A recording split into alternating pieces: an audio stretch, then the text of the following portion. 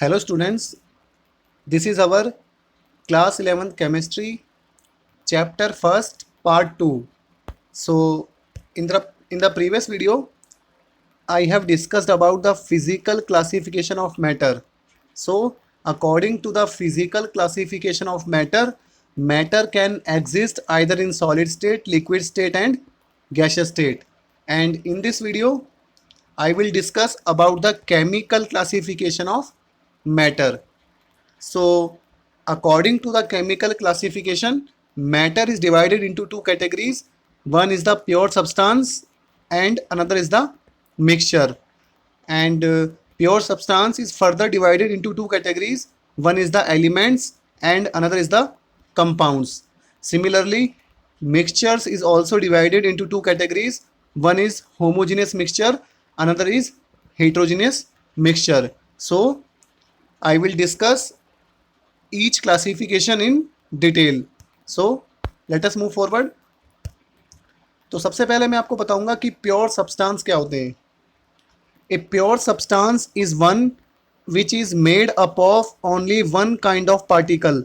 तो देखिए pure substance वो होते हैं जो एक जैसे ही पार्टिकल से बने होते हैं.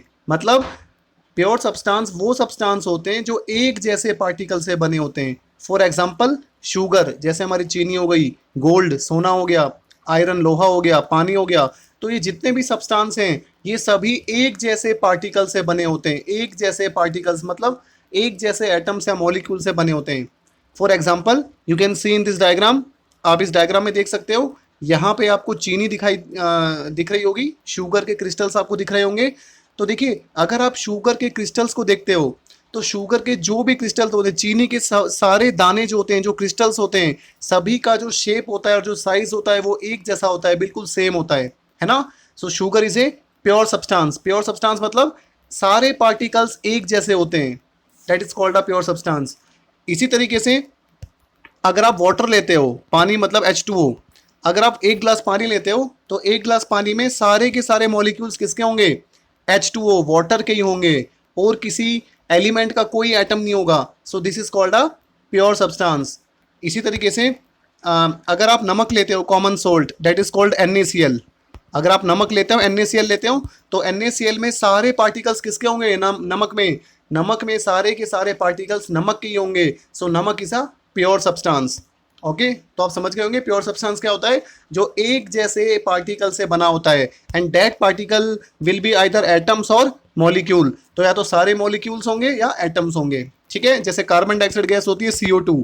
तो अगर आप CO2 गैस लेते हो तो CO2 गैस में सारे के सारे मॉलिक्यूल्स किसके होंगे?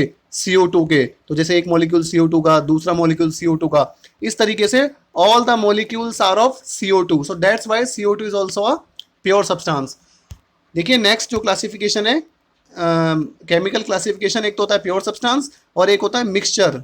नाम से ही पता लग रहा है मिक्सचर. मिक्सचर मतलब जहां पे दो टाइप के सब्सटेंस मिक्स होंगे, है ना, जो प्योर नहीं होगा. So a mixture is one which contains two or more different kind of particle.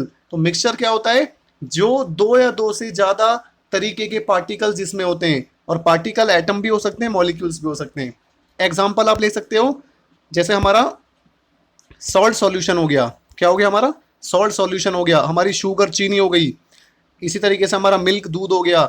समुद्र का पानी हो गया, हवा हो गई. ये सब क्या होते हैं? मिक्सचर होते हैं. एक एग्जांपल मैं आपको लेके समझाता हूँ. जैसे मैं आपको सॉल्ट सॉल्यूशन लेके समझाता हूँ. सॉल्ट सॉल्यूशन का मतलब क्या होता है? नमक का पानी. तो अगर आप नमक के पानी का घोल लेते हो तो नमक के पानी में क्या होगा? अगर आप सॉल्ट सॉल्यूशन लेते हो तो उसमें एक तो आपका वाटर होगा, पानी होगा, और उसमें क्या होगा? आपका सॉल्ट होगा, है ना. अगर आप सॉल्ट सॉल्यूशन लेते हो तो वहां पे एक तो वाटर के मॉलिक्यूल्स होंगे और एक नमक के मॉलिक्यूल्स होंगे, नमक के पार्टिकल्स होंगे. So it is called a mixture. इसी तरीके से आप चीनी का सॉल्यूशन लेते हो, आपने पानी में चीनी को लिया. सो अगर आप शुगर सॉल्यूशन लेते हो तो शुगर सॉल्यूशन में क्या होगा? एक तो हमारे शुगर के पार्टिकल्स होंगे, चीनी के पार्टिकल्स होंगे, और साथ में वाटर के मॉलिक्यूल्स होंगे. तो यहाँ पे भी दो टाइप के, दो काइंड के सब्सटेंस है, एक तो चीनी के और एक पानी के. So it is a mixture. इस डायग्राम में आप देख सकते हो, यहाँ पे ये जो डायग्राम आपको दिख रहा है, इस डायग्राम में एक पर्सन के हाथ में क्या है? मिट्टी है. तो मिट्टी भी क्या होती है? Soil is also a mixture. Soil भी क्या होता है, मिक्सचर होता है, क्योंकि सॉइल में क्या होता है, क्ले के पार्टिकल्स होते हैं हमारे पास, ठीक है, और ग्रास के, घास के पार्टिकल्स भी होते हैं, इंसेक्ट्स भी होते हैं, है ना, छोटे छोटे जीव भी होते हैं मिट्टी में। तो सॉइल क्या हो गया, मिक्सचर हो गया। Soil is a mixture of clay particles, grass particles, insects etcetera. तो प्योर सब्सटेंस वो होते हैं जिसमें एक जैसे एटम्स होते हैं, लेकिन जो मिक्सचर्स होते हैं वो क्या होते हैं, जिसमें दो या दो से ज्यादा तरीके के सब्सटेंस होते हैं, ठीक है। और अब हम पढ़ेंगे जो प्योर सब्सटेंस होते हैं उनको भी हम दो तरीके से क्लासिफाई करते हैं, two kinds. Pure substances are of two kinds, one is the elements and other is the compound. तो अब हम एलिमेंट्स और कंपाउंड्स की स्टडी करते हैं। सो देखिए, सबसे पहले एलिमेंट्स क्या होते हैं। An element is a pure substance which can not be split up into two or more simple substances by the usual chemical method of applying heat, light और इलेक्ट्रिकल एनर्जी। जो एलिमेंट्स होते हैं, element भी क्या होता है, element भी एक प्योर सब्सटेंस होता है जिसको हम स्प्लिट नहीं कर सकते हैं, जिसको हम तोड़ नहीं सकते हैं to or more simple substances में। एक एग्जांपल मैं आपको लेके समझाता हूँ। जैसे यहाँ पे आपको ये डायग्राम में गोल्ड दिख रहा है, क्या दिख रहा है, सोना, है ना, गोल्ड आपको दिखाई दे रहा है यहाँ पे, ठीक है, दो गोल्ड की ब्रिक दिखाई दे रही है आपको। तो गोल्ड का अगर आपने कोई सब्सटेंस ले लिया, आपने यहाँ पे एक गोल्ड का बार ले लिया, तो गोल्ड के बार में सारे एटम, सभी एटम किसके होंगे, गोल्ड के होंगे। तो एक ऐसा सब्सटेंस जिसमें सारे एटम एक जैसे होते हैं या सारे मॉलिक्यूल्स एक जैसे होते हैं, ठीक है, उसे हम क्या बोलते हैं, एलिमेंट बोलते हैं। और आप इन एलिमेंट्स को स्प्लिट नहीं कर सकते हो। आप इस सोने के टुकड़े में से गोल्ड के एटम्स को, सोने के एटम्स को अलग नहीं कर सकते हो। You can't separate gold atoms from this particular gold brick, so it is called an element. तो किसी भी केमिकल मेथड से आप ना इसको गर्म करके, ना हीट करके, ना लाइट से, ना इलेक्ट्रिक एनर्जी पास करके, किसी भी तरीके से आप गोल्ड के एटम को गोल्ड से सेपरेट नहीं कर सकते हो। एक और मैं आपको एग्जांपल लेता हूं। मान के चलिए आपने कॉपर की वायर ले ली, कॉपर का तार ले लिया, तो कॉपर के वायर में सारे एटम्स किसके होंगे, कॉपर के होंगे, Cu के, है ना, Cu। और इन एटम्स को आप सेपरेट नहीं कर सकते हो। सो copper wire contains all the atoms of copper in it. तो क्योंकि सारे एटम्स कॉपर के हैं तो कैसा सब्सटेंस हो गया, प्योर सब्सटेंस हो गया। और आप इन एटम्स को सेपरेट नहीं कर सकते हो। तो एलिमेंट क्या होता है, वो प्योर सब्सटेंस होते हैं जिन्हें हम केमिकल मेथड से भी सेपरेट नहीं कर सकते हैं। जैसे ऑक्सीजन हो गया, नाइट्रोजन हो गया, ओके, ऑक्सीजन क्या होता है, O2 होता है, तो ऑक्सीजन के मॉलिक्यूल को आप सेपरेट नहीं कर सकते हो। ऐसे नाइट्रोजन क्या होता है, N2, नाइट्रोजन के मॉलिक्यूल को भी आप सेपरेट नहीं कर सकते हो। So this is all about elements. उसके बाद हमारे कंपाउंड्स आ जाते हैं। A compound is a substance made up of two or more elements chemically combined in a fix proportion by mass. तो कंपाउंड क्या होते हैं, कंपाउंड हमारा एक सब्सटेंस होता है made up of two or more elements chemically combined in a fix proportion by मास, ठीक है।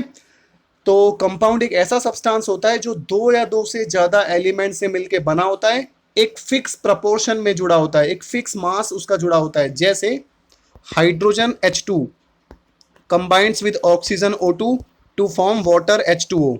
तो हाइड्रोजन एलिमेंट हो गया, ऑक्सीजन एलिमेंट हो गया, तो दो एलिमेंट मिले और क्या बना दिया, वाटर बना दिया। तो वाटर क्या हो गया, water is a compound, water compound हो गया, ओके। तो यहाँ पे हमारा जो वाटर है वो क्या हो गया, कंपाउंड हो गया। और आप इस वाटर को, इस कंपाउंड को केमिकली सेपरेट कर सकते हो। आप दोबारा वाटर को H2O को तोड़ के, सो आप जो वाटर है हमारा, जो H2O है, आप इसको इलेक्ट्रिक एनर्जी पास करके हाइड्रोजन और ऑक्सीजन में तोड़ सकते हो। तो आप कंपाउंड को तोड़ सकते हो केमिकल मेथड से, लेकिन आप एलिमेंट्स को केमिकल मेथड से नहीं तोड़ सकते हो। और जो हाइड्रोजन, जो हमारा वाटर होता है, जो H2 होता है, इसका एक फिक्स मास होता है। हाइड्रोजन का मास होता है 2 यहाँ पे, और ऑक्सीजन का मास होता है 16। तो 16 और 2 कितना हो गया, 18 ग्राम। तो यहाँ पे जो वाटर का मॉलिक्यूल है उसका मास कितना हो गया, 18 ग्राम हो गया।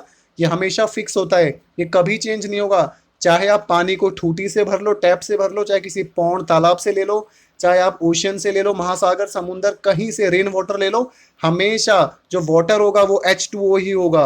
और वाटर का मास हमेशा 18 ग्राम ही होगा। सो this is called a fixed composition.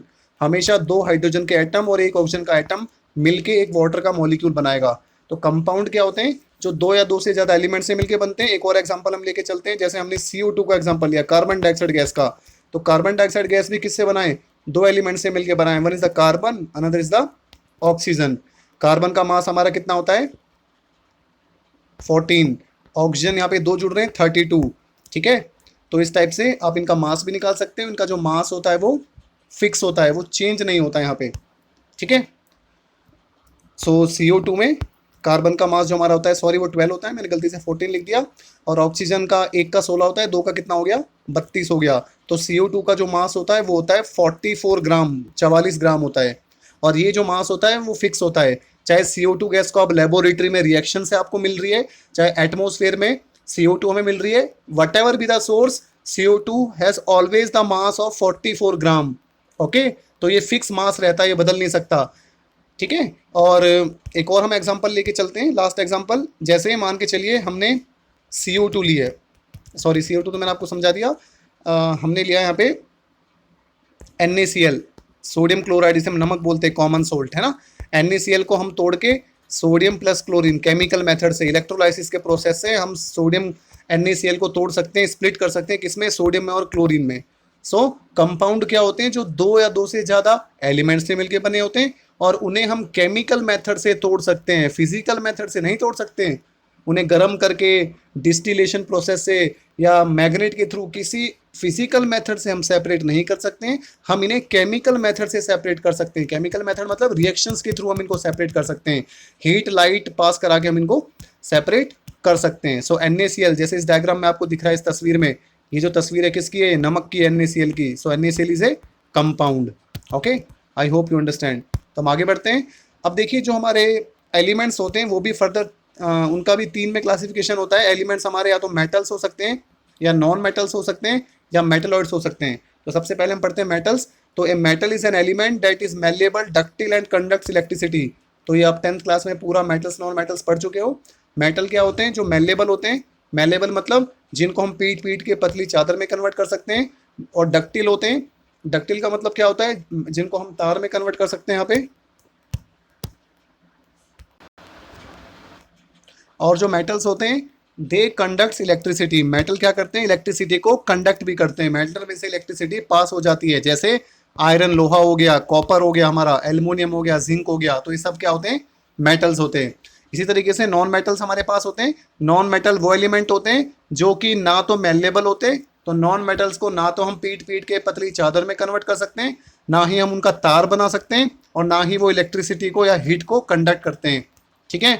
जैसे हाइड्रोजन हो गया, ऑक्सीजन हो गया, नाइट्रोजन हो गया, ये सब क्या होते हैं, हमारे नॉन मेटल्स होते हैं। इसी तरीके से हमारे मेटलॉइड्स होते हैं। तो मेटलॉइड्स वो सब्सटेंस, वो एलिमेंट्स होते हैं जो दोनों की प्रॉपर्टी शो करते हैं। मेटलॉइड्स क्या होते हैं, the elements which show some properties of metal and some other properties of non metal. तो मेटलॉइड्स क्या होते हैं, जो कुछ प्रॉपर्टी तो मेटल की शो करते हैं, और कुछ प्रॉपर्टी किसकी शो करते हैं, नॉन मेटल्स की। तो उन्हें क्या बोलते हैं, हम मेटलॉइड्स बोलते हैं। एग्जाम्पल जैसे बोरोन हो गया, सिलिकॉन हो गया, जर्मेनियम हो गया। ठीक है। तो एलिमेंट्स जो हमारे पास होते हैं वो 3 तरीके के होते हैं, मेटल्स होते हैं, नॉन मेटल्स होते हैं, और मेटलॉइड्स होते हैं। अब हम आगे चलते हैं। देखिए, इसी तरीके से जो मिक्सचर्स होते हैं हमारे पास 2 तरीके के मिक्सचर्स होते हैं। One is the homogeneous mixture, another is the heterogeneous mixture. सबसे पहले हम पढ़ते हैं होमोजीनियस मिक्सचर। देखिए, वो मिक्सचर, सो इसकी डेफिनेशन हम देख लेते हैं। Those mixtures in which the substance are completely mix together. तो वो मिक्सचर जिसमें सब्सटेंस पूरी तरीके से मिक्स हो जाता है, and are indistinguishable from one another, और एक दूसरे से वो इनडिस्टिंग्विशेबल होता है, हम उसमें पता नहीं लगा सकते। जैसे एक एग्जांपल हम लेके चलते हैं, शुगर सॉल्यूशन। तो हमने क्या करा, पानी में चीनी को डिसॉल्व कर दिया। यहाँ पे हमने एक शुगर का सॉल्यूशन लिया है। तो जब हम चीनी को पानी में डिसॉल्व करते हैं तो चीनी जो है हमें दिखाई नहीं देती है, क्योंकि वो कम्प्लीटली डिसॉल्व हो जाती है इस सॉल्यूशन में, इस वाटर में। सो इसका मतलब ये कैसा मिक्सचर हुआ, होमोजीनियस मिक्सचर हुआ, एक जैसा मिक्सचर हुआ। इसी तरीके से अगर आप सॉल्ट सॉल्यूशन लेते हो, अगर आप नमक का घोल लेते हो, पानी में आपने नमक को डाला, तो नमक भी क्या होता है, यूनिफॉर्मली डिस्ट्रीब्यूट हो जाता है, पूरी तरीके से घुल जाता है। आप कहीं भी देख के ये नहीं बता सकते हो कि यहाँ पे ज़्यादा नमक है या यहाँ पे कम नमक है। तो इसे क्या बोलते हैं हम, होमोजीनियस मिक्सचर। इसी तरीके से अगर आप पानी में अल्कोहल को मिला देते हो, अगर आप वाटर और अल्कोहल का मिक्सचर लेते हो, तो वो भी कैसा होगा, होमोजीनियस। आपने पानी में अल्कोहल को मिलाया, मिलाने के बाद क्या होगा, वो यूनिफॉर्मली पूरी तरीके से मिक्स हो जाएगा, वो सेपरेट दिखाई नहीं देगा। सो this is called homogeneous mixture. उसके बाद आ जाता है हीट्रोजीनियस मिक्सचर। देखिए, those mixture in which the substance remain separate. तो ऐसा मिक्सचर जिसमें जो सब्सटेंस होता है वो सेपरेट रहता है, वो अलग से दिखाई देता है। And one substance is spread through out the other substance, और एक सब्सटेंस दूसरे सब्सटेंस में फैल जाता है।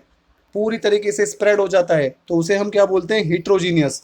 देखिए नाम से पता लग रहा है, होमो का मतलब क्या होता है, होमो मतलब होता है एक जैसा, हिट्रो मतलब होता है डिफरेंट। ओके, हिट्रो का मतलब क्या होता है, डिफरेंट।